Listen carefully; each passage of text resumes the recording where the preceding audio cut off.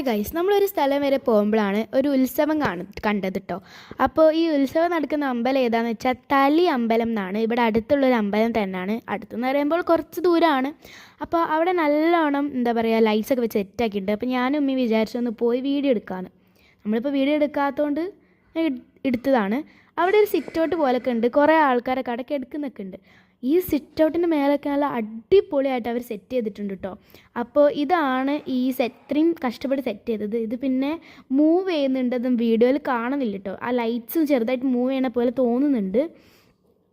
ഇതൊരു കുളത്തിൻ്റെ അപ്പുറത്തെ ഭാഗത്താണ് കേട്ടോ ഉള്ളത്. രാവിലെയൊക്കെ പോയി കഴിഞ്ഞാൽ നമുക്ക് അവിടെ ഇരിക്കാനൊക്കെ ഉള്ള സ്ഥലങ്ങളൊക്കെ ഉണ്ട് ഒരു സൈഡിൽ.